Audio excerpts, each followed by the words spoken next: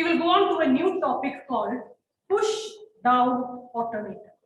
Now, till now what we saw is finite automata where you did not need memory.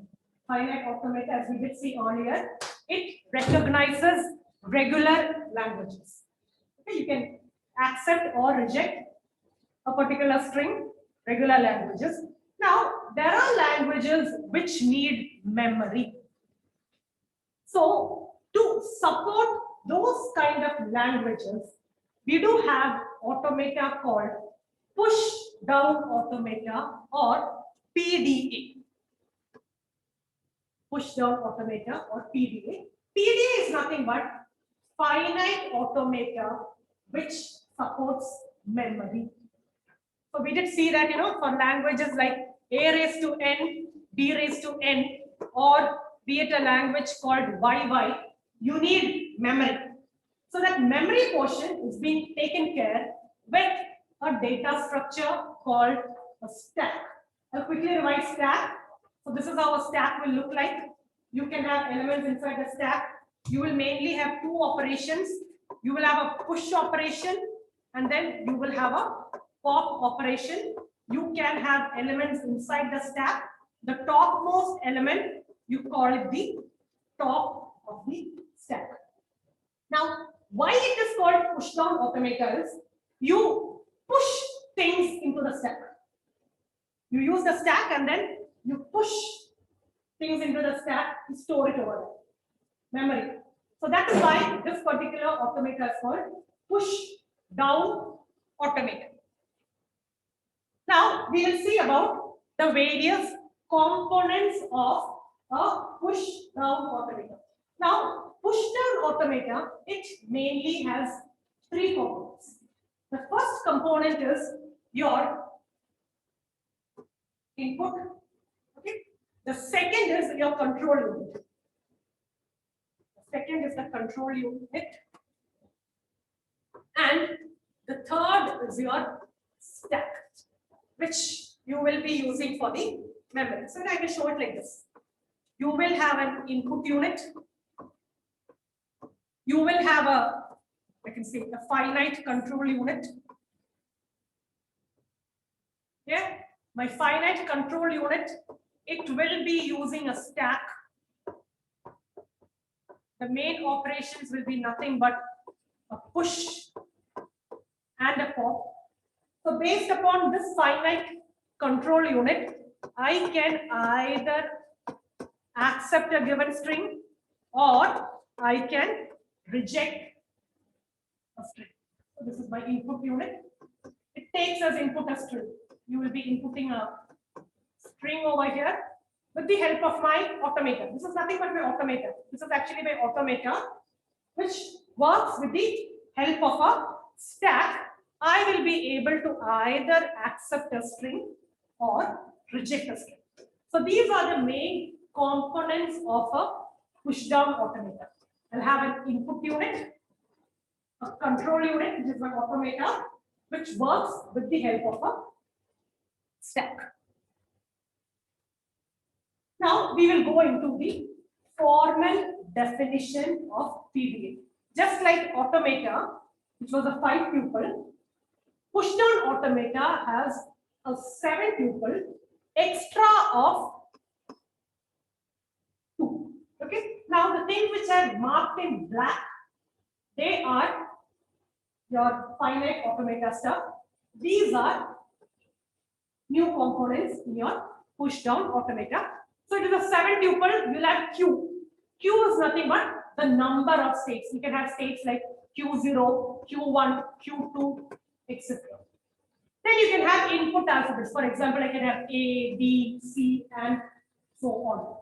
Then this is my stack. Toe. Okay. Toe is my stack. I will have a stack where I will be storing stuff. I will be having delta, which is my transition function. We will be seeing delta in detail later. Then I will be having Q0, which is my initial state.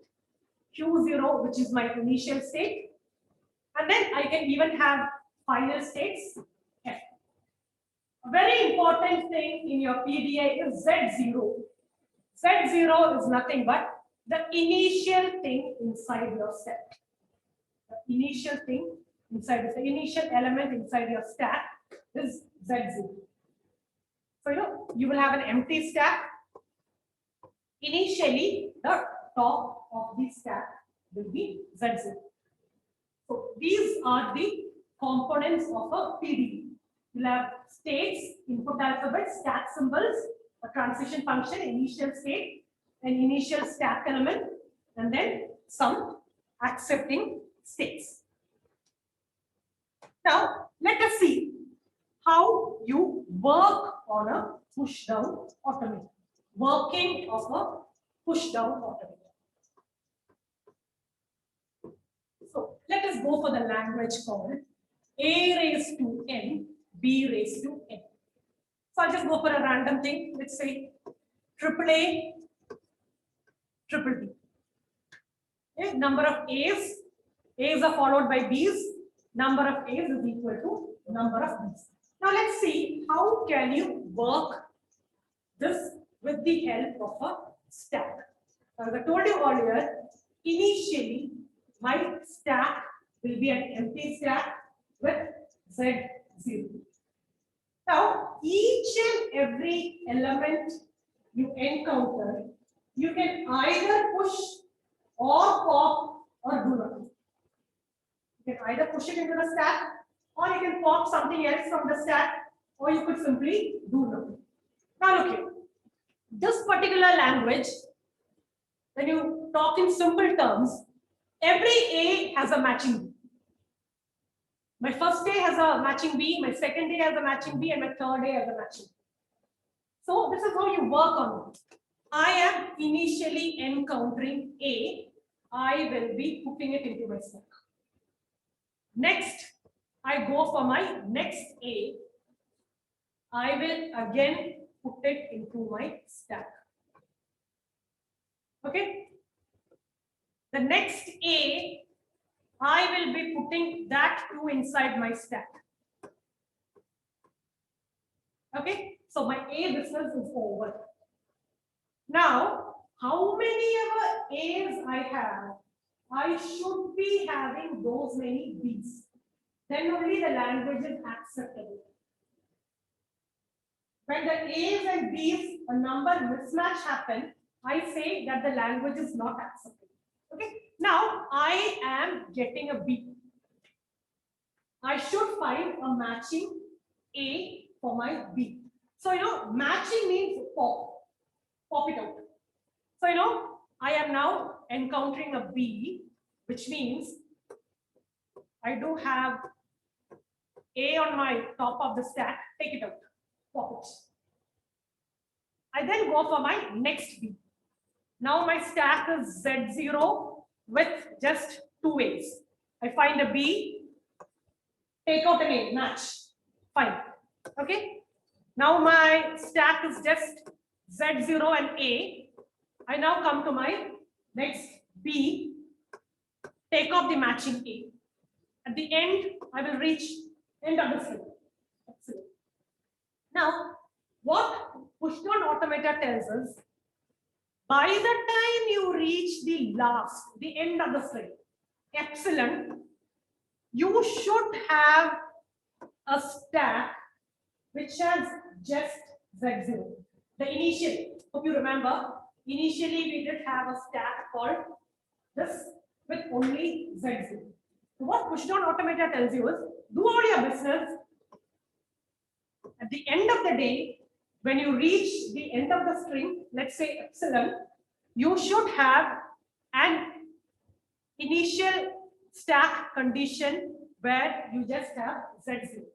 So I have now proved that this is a valid string. Now, so let's just think you have a string called this. AAA 4B. AAA and 4B. Okay. So we'll be continuing just like this. First A you put in, the second A you put in, the third A you put in, the first B you popped out an A, the second B you popped out an A, The third B also you popped out an A. Now, what you have is you do have an extra B. You do have an extra B. Now, my string is Z0 and I am having an extra B. So, this particular string is not valid. Because you weren't able to complete the operation. You should reach epsilon with this condition. Before you reach epsilon itself, you get this. So which means, this is not a valid string. Imagine you had a string like this. AAA double B. AAA double B. You put in all the three A's. You were able to take out an A. For the second B, you took out the second A. Now you're reaching over here. Okay. Now you reach a condition where you have reached the end of the string, but still you have an A remaining inside your stack. This is also not valid.